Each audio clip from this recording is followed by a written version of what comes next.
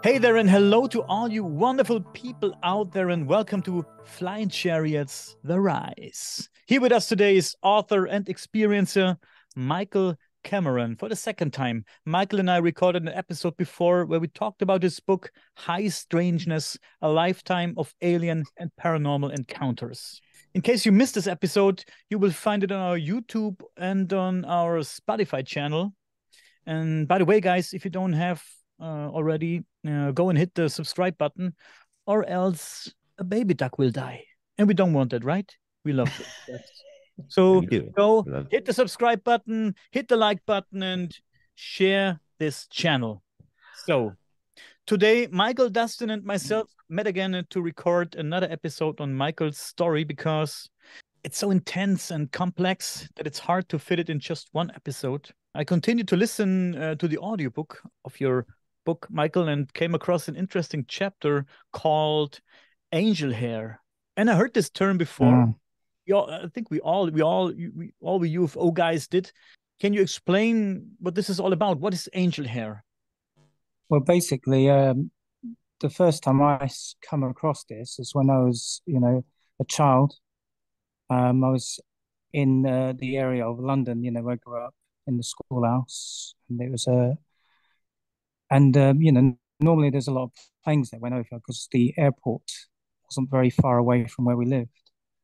And then one day I was out there, I remember, and this substance, there was no plane or nothing like that, but this strange substance like cobwebs fell out of the sky and landed basically over where my house was and the garage roof and onto the grass because there was quite a large stretch of grass in the school grounds, and it fell down. My dad was there and he come and had a look at it, but he didn't know what it was, you know. And when he touched it, it kind of, vanished. A little while later, we had these men come down and they were in like, you know, biochemical suits, I guess, with Geiger counters and they were checking it out. But at the time, I never found out what they found. But, I was wondering later on if they were familiar with this stuff. I don't know. I think they may have just checked it. I don't know if they took anything away. But then, when I was doing research later on, I discovered it was called angel hair. That's most commonly associated with various craft and sky. They said it's not, from what I found out, it's not so much associated with the black triangular craft, more of the flying saucer types or cigar shaped types. And it's often found, they say, in places where there's been poltergeist activity. So this was the first time I come across it, but apparently it's quite common in a lot of encounters with these type of craft. Maybe it's something to do with the propulsion systems and how the ship operates. And some people say it's the equivalent, or it's the same as ectoplasm. We talked to Kai Mügge, which is a well-known medium, goes on worldwide tours. And he also told me about ectoplasm. It was very interesting how it appears and then disappears and leaves nothing behind. That's right. Yeah, it's the same. Yeah, it is also associated with that, with this substance that channelers, I believe, use. But again, it's the first time that I come across it when I was a child. Yeah, my dad didn't know what it was. He was quite, confused, didn't know what it was really. But it's quite interesting though. It disappears and leaves nothing behind, so it's a little bit hard to do research on this stuff. Same with ectoplasm. So, Dustin, a few experiences with the term angel hair, heard it before? Actually, this is my first time, and this is kind of weird. Yeah. So you're saying it's kind of like the leftover, like the exhaust of an UFO coming by? Yeah, That's pretty cool. It's possible. It's possible. Okay. It's only, I guess, we're looking at different ways to understand it, but it's possible that it could be Sure. part of the propulsion system. It would make sense. Right. Wow. Like the chemtrail type shit. That's crazy. Yeah, the chemtrails, yeah. Chemtrails, yeah, that's another thing. That's also I think one could talk about. So they say angel hair could be or is, I don't know, ionized air, right? Yeah. Interesting. Yeah, very interesting term. It is. Another chapter in your book is called The Gray Night of Trauma. What happened there? Yeah, this is the one with where I was in the school grounds. I was meditating at night in the school grounds. I used to go out and, meditate, listen to some music. And it's funny because on this particular night, I felt like there was something watching me from above.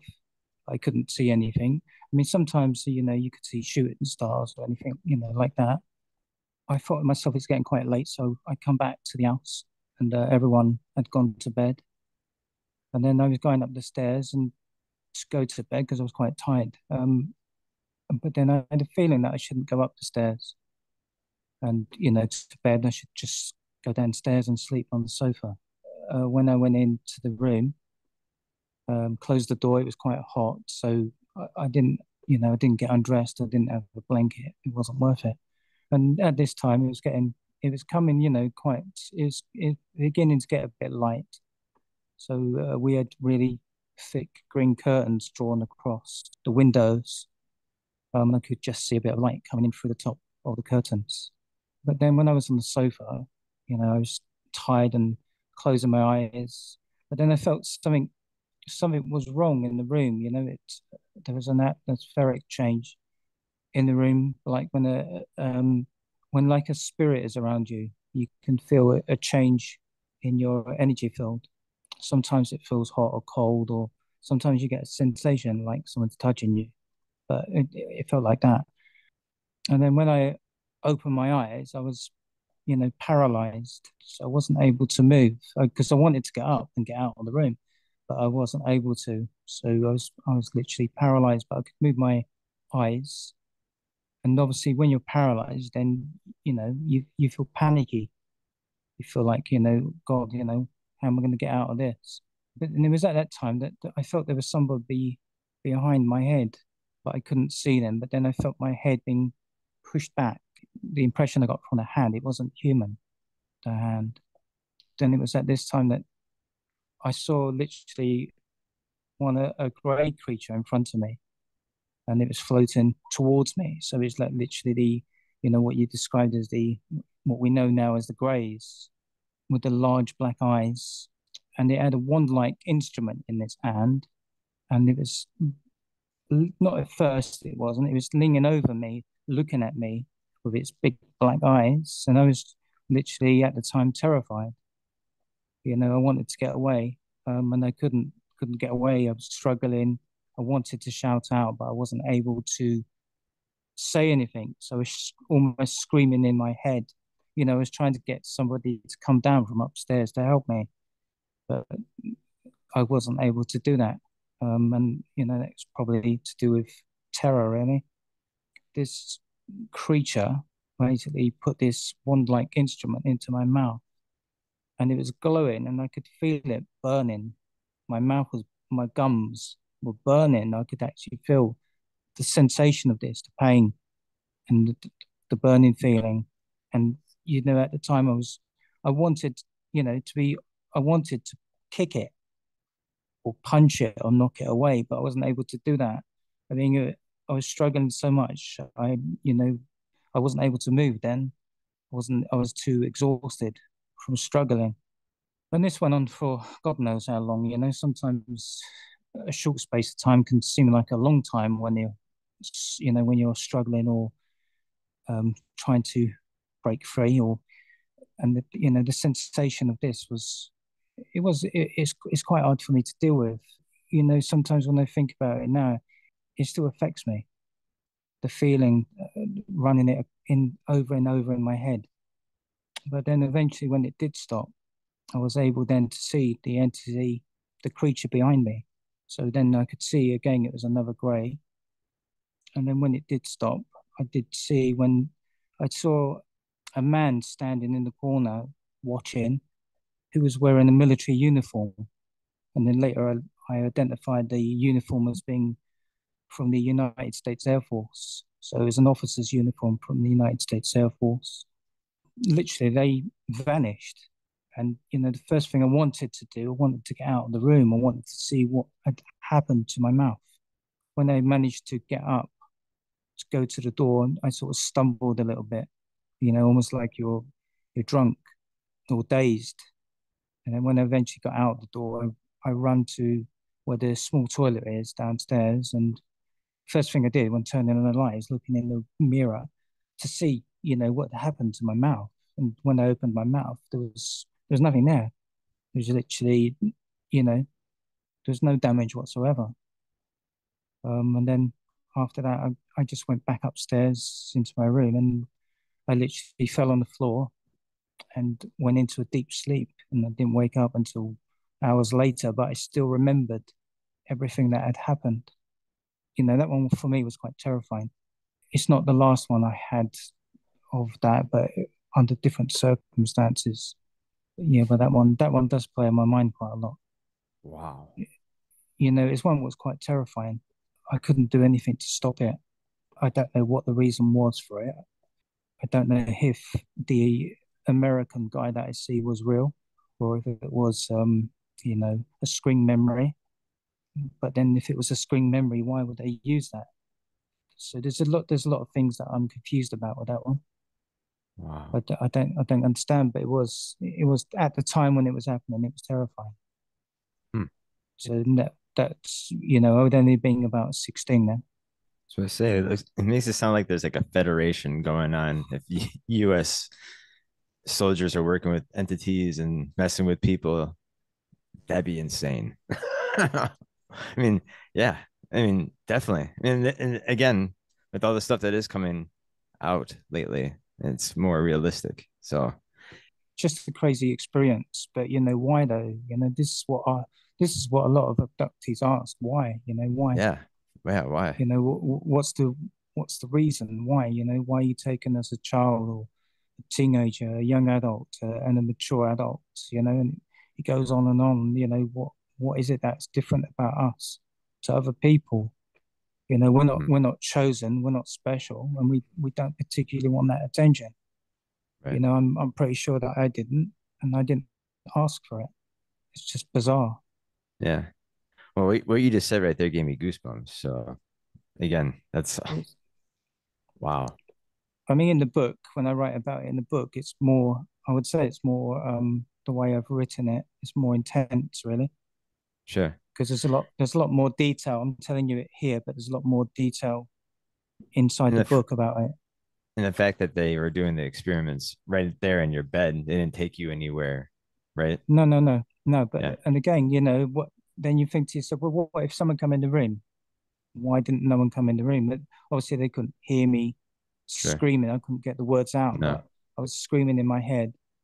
Hmm. Um, but you do wonder what if someone come in,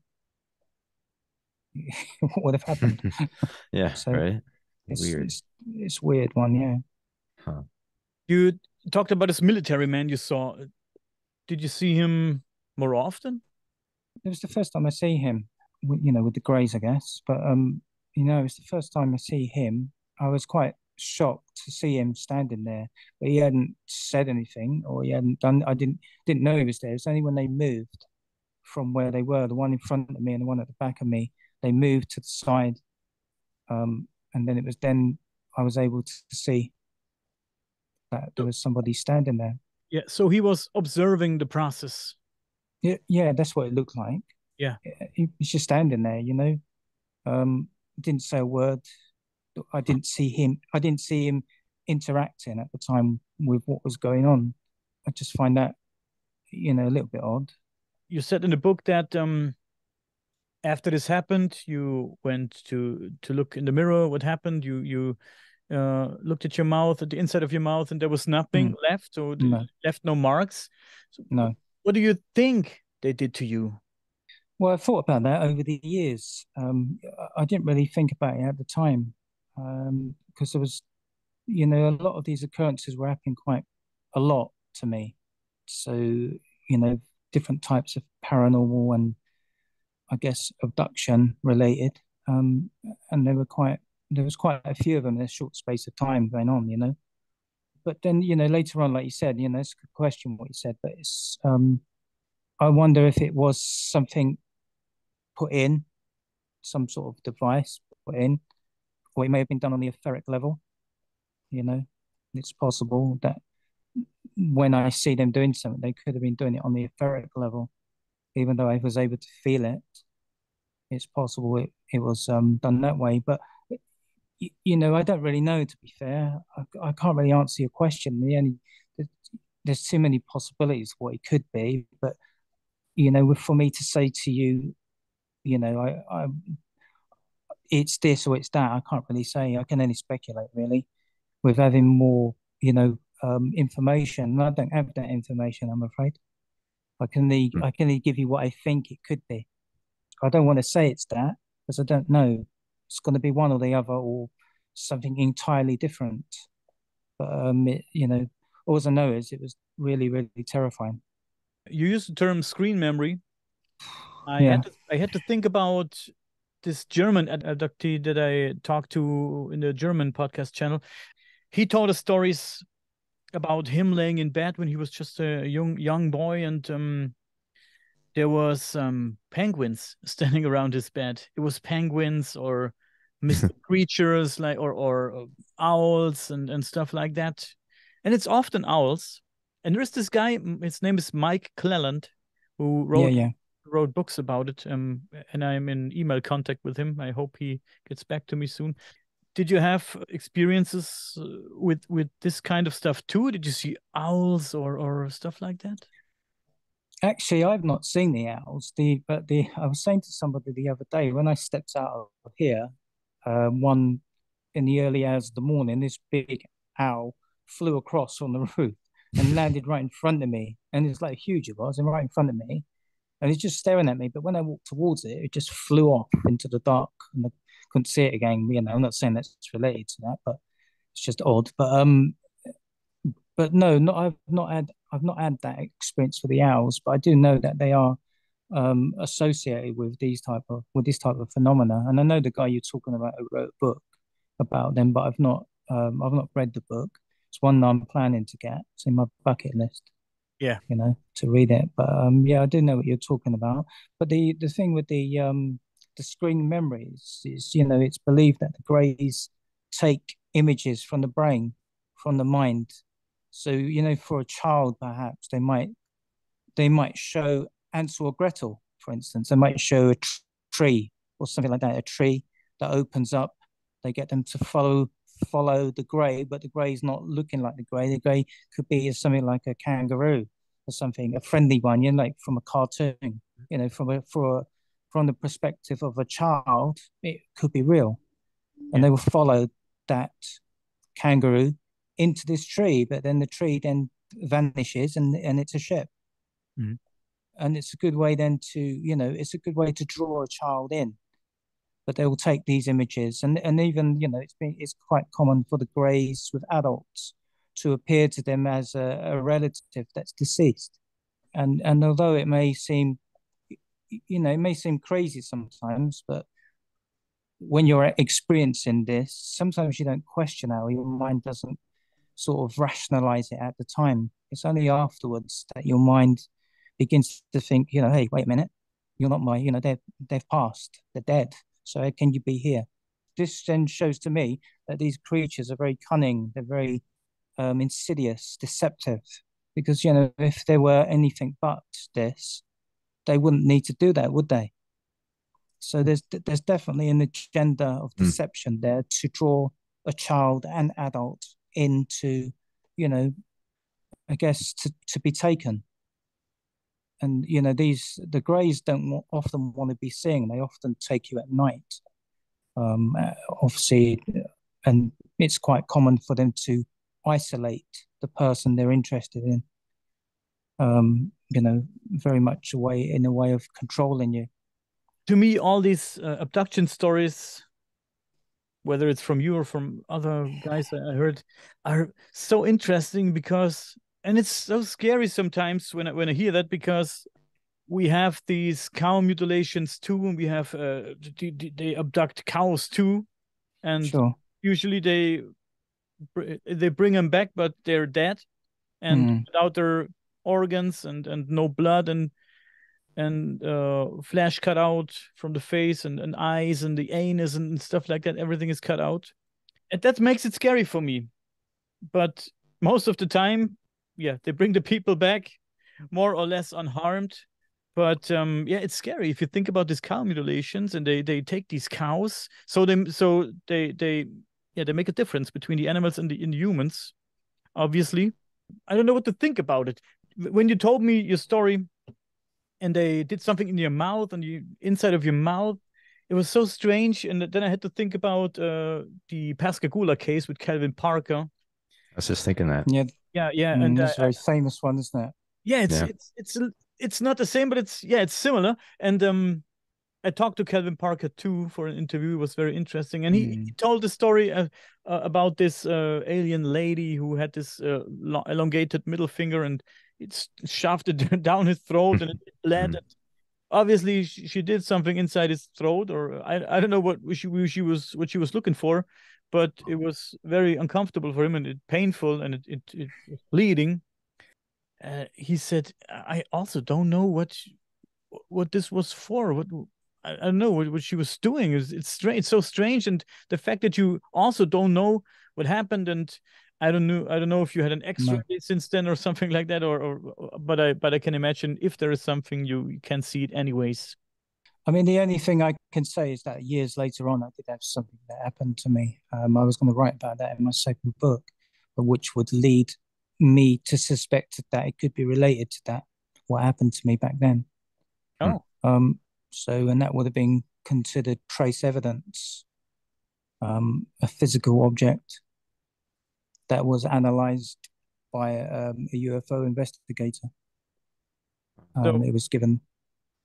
without giving too much away yet, they found something and you had it analyzed, right? Yeah. Okay. Okay. Okay. Interesting. Interesting. I heard more stories of people found something on the body and they took it out and they tried to analyze it, and they found out it was some kind of technical device, electronic device, but it's so tiny and small that they just don't know what it could be. So strange, strange.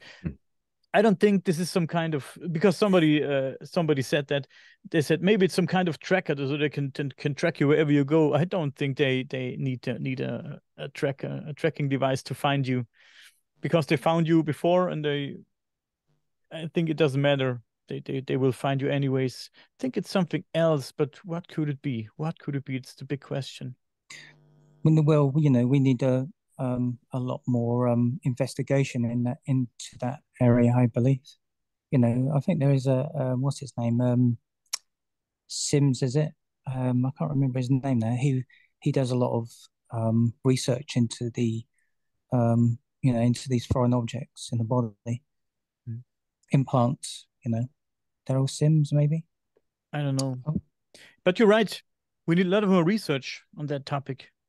Let's move on. Another very unsettling, yeah, rather unsettling part of your story you told is in chapter 13, and it's called Come With Us. I had flashbacks from that movie, um, Poltergeist, that I watched back then. When I also was only a child, I watched the movie Poltergeist. What Everything did you was think of that? of the movie. Yeah. Pooh, when I watched it as a child, or as a yeah, as a child, as a young boy, it it traumatized me, like, really. It was really traumatized.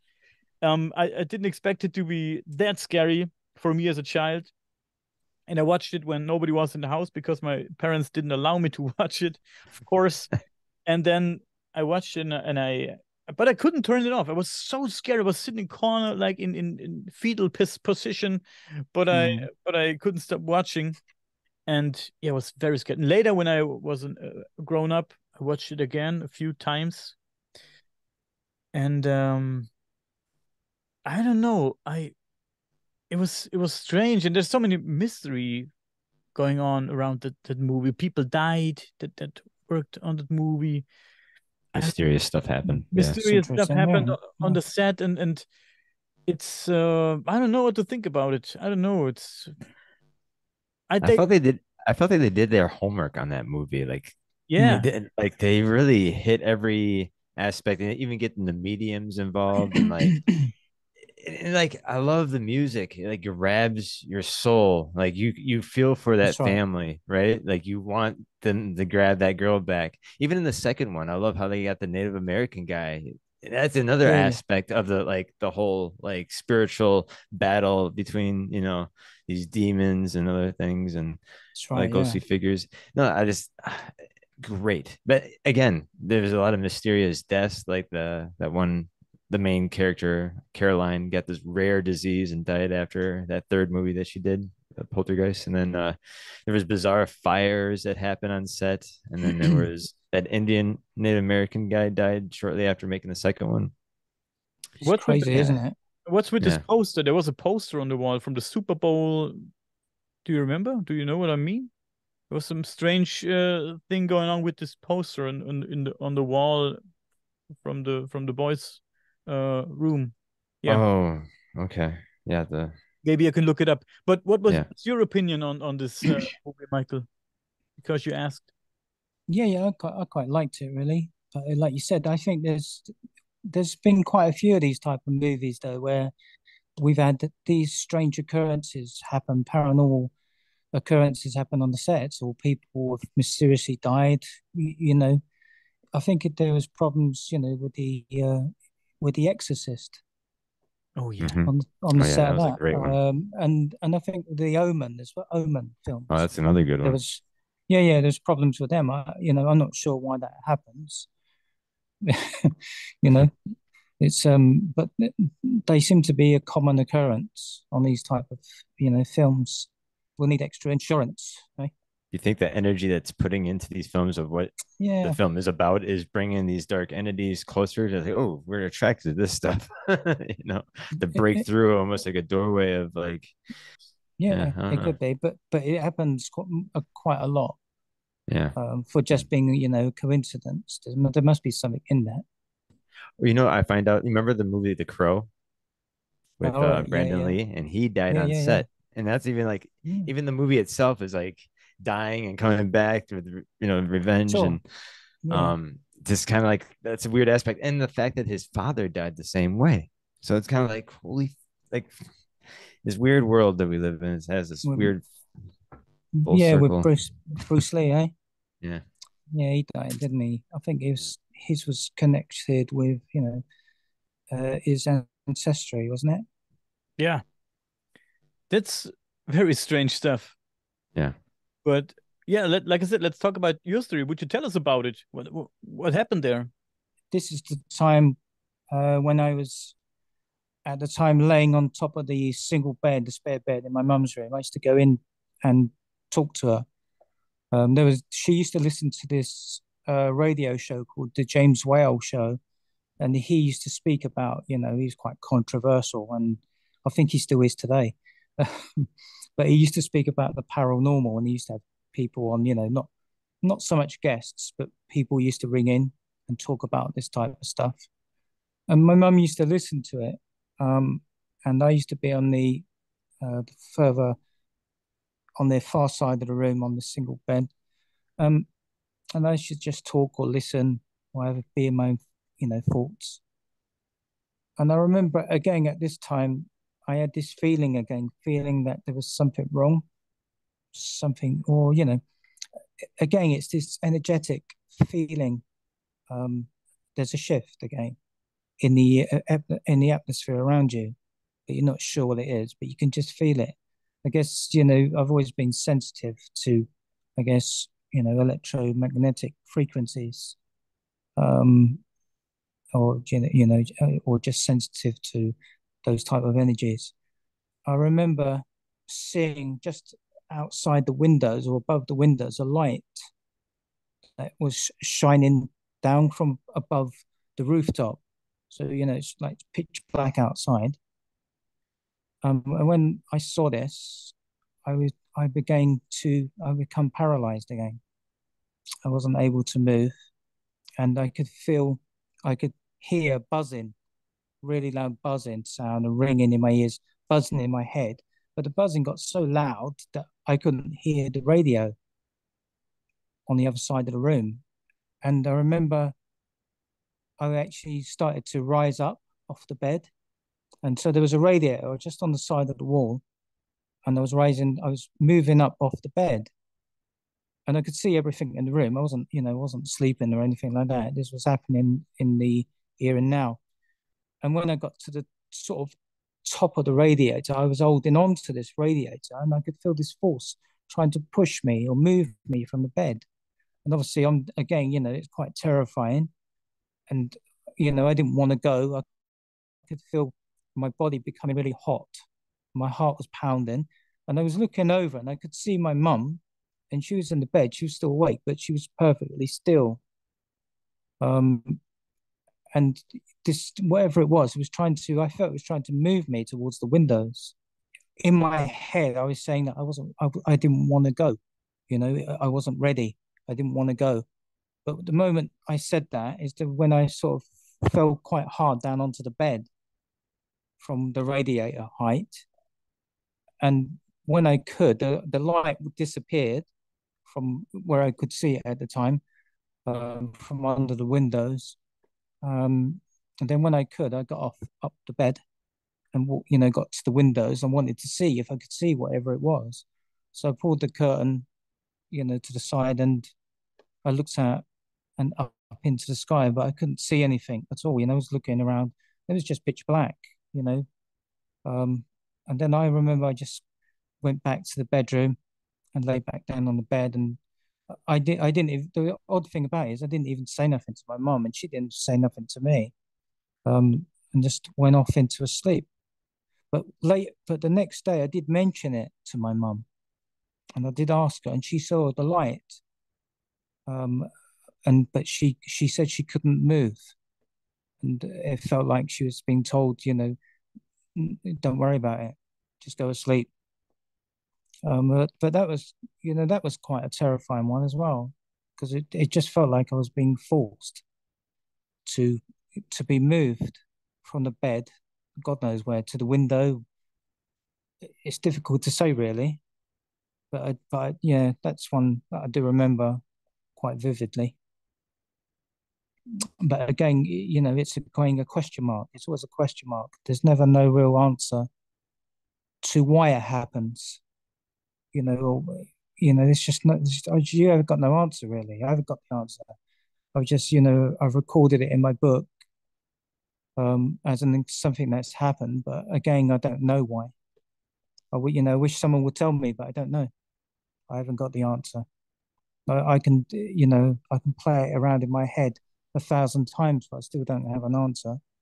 It's very interesting. Yeah, of course you don't have an answer, because could be anything, and it's yeah. But it's hard to not think about the question why, and it's always going to be there. The question mark is always going to be there, and I think it is for every single person who has these experiences or any paranormal experiences that they can't explain. Why? What do you want, basically?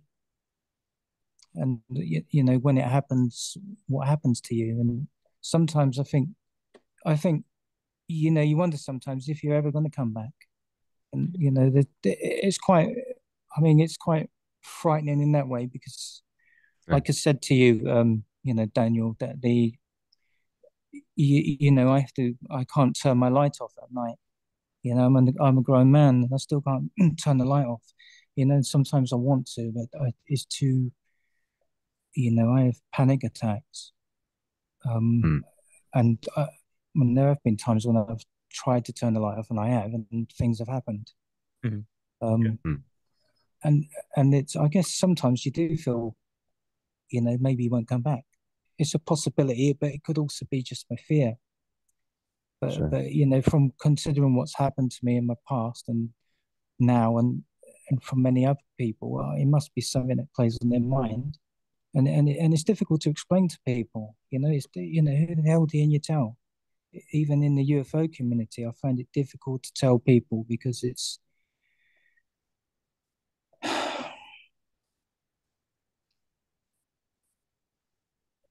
yeah, it's hard to wrap your mind around all that. But in all the years these things happened to you, was there not the slightest hint why, or a message, or something, why they doing this to you? This is No. so strange. This is so strange. And it's taking a psychological toll on you, man. Like you're torn up already. You're tearing up about how you're expressing, dude. And yeah, you don't know if you're coming back, especially if this is physically happening to you, where you're actually feeling shit in pain, and you're running to the mirror to see if you're okay, and like this, yeah, psychological, dude. Yeah, I definitely feel your pain. I'm sorry for It's your stress, dude. That's and we're here to help too, to if it helps yeah, you to yeah. express what you're feeling and stuff. And yeah, man. It does. It's just I think it's the hardest part of it. It's it's taken me this long to write this stuff down in the book, but Sure, over the years you can't. It's difficult to trust people, sure. and Well, it's we're we're and you know we're in your that corner, so that that's that's not their fault. It's just that people sure, don't understand. But and then you got the tabloids that ridicule it. sure. And for everybody that's had these experiences, this is why it's so important for them to have, I guess, disclosure, because Yeah, at least they can, feel a bit normal. sure. It's, and as I was saying to Daniel, um, the other night, it's people are frightened of you as well. I've had many occasions when people like, they begin to understand or learn about that side of me, and they think it's going to happen to them. Mm. But as I was saying to Daniel, it doesn't work like that. But they don't Sure. know that, so Right. it's difficult. And I think we all go through it. People that have had experiences in the paranormal, they go through it. Who the hell are they going to tell? Mm. You know, Yeah, it's difficult. They either get ridiculed or people just think they're lying or fantasizing, and it's difficult because it's still not out there yet in the public eye that it's accepted. We're still not there yet, and it's I mean I had this with my family at the time. My brothers, they had experiences, and at some point, I guess they didn't want to know about it, and if I was talking about it, I was ridiculed by them, even though mm, they knew, things were happening. It's, as I was saying to Daniel, it's harder when it's your own family. The knife cuts a little bit more deeper yeah, than if it's strangers, because to some degree you want them, you want them to support you, and when you don't get sure. that support, it's quite lonely. Um, you're always alone with this. So in my book, as I explain, I'm living two lives, and I think a lot of abductees do. Even again, people, we're not separating the two, the paranormal and the alien abduction and the craft. They're all interconnected, aren't they? So anyone who has these experiences, whether you're someone like me who's had them since childhood, or you're somebody who's just having them now, it's going to be quite, for a lot of people, it's quite frightening, and it's in some ways we're a little bit lucky because we've got you guys on the podcasts that we can share it with, we can talk to, and we got the communities that are quite supportive, aren't they, of each other? And and they Hmm. should be. Yeah, There should be that support for each other. But there's a lot more that in the UK we don't have much really in regards to like support groups for for abductees, I guess. But in the United yeah. States, you've got a lot more going on in the United States. But But here we did have some, I would say, like decades ago, but these were like run by people in their own time. Sometimes it might have been difficult for people to get to because of work and other commitments, or it might have been money. But now these are gone. But you don't really have anything here. In the UK, it's literally zero. you know, actually, there's a woman named Joanna Summerscales from the UK that me and her have done things together and sharing my photos. And she has a podcast that has a pretty big following too. And she deals with people who are abductees and Yeah. contactees. And that's her stitch. So uh I can introduce you guys if you like. And then you I guys could do I talk. do know her. Oh, you I do? know who you Okay. mean. Yeah, yeah, I know her. Oh Yeah. yeah. Okay, yeah. Yeah, she's really, really awesome. Super nice. and she's very supportive with people like you. So yeah, if you ever want to get on her platform, let me know. Because, or I will actually, we're do. gonna have her on here with us if you like the four-way talk in the future. Yeah, yeah, I'll let you know. I mean, what I was going to say is that one of the things in the future that I'm going to do is set up a support group. Yeah. Really? And I'll do this. Yeah, I'll do this in Glastonbury in Somerset. Oh, cool. But the trouble with that is finding genuine people, Yeah. to come forward because otherwise you got to be careful as well. Sure. Are you in contact with other abductees from your region? Not really, no. Where I live, it's again, these people don't really, they're not on show a lot of the time. You could come into you could be working with somebody who could be an abductee. They might just want to tell you, Yeah. but the more and more people discuss it and it's out in the open, the more chances that people will feel more secure in coming out. Is I guess for a lot of people, it's the ridicule. It's hard when you're authentic abduction, when you're being abducted and you've been, or anything else, and people don't believe you or you're laughed at, or it's quite difficult. I mean, I've had all that all my life. That it's not that bothers me really much now. It's just I think it's because I've been isolated for so long with it.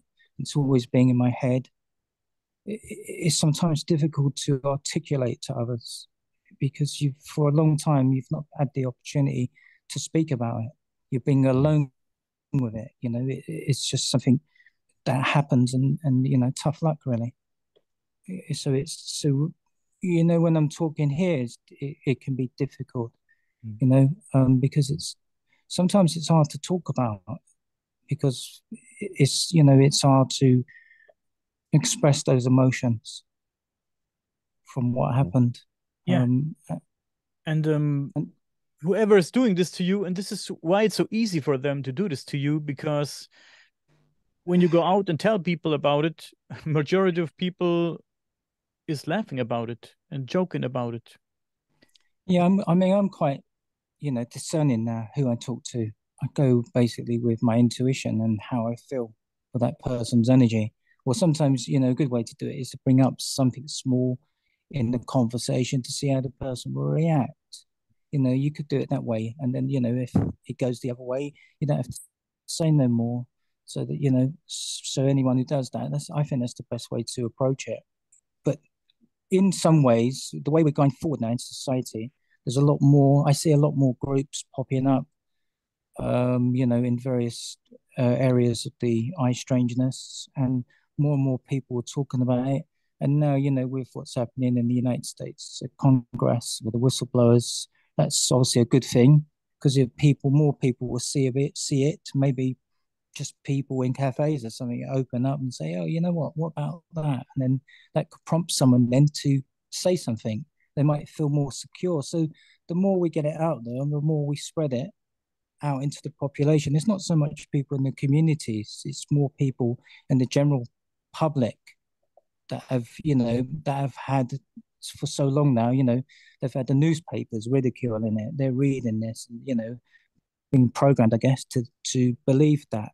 So the more we can make it subjective, normal, and under scientific scrutiny, and obviously have these again, like you were saying, Daniel, these higher profile people from the military, talking about it.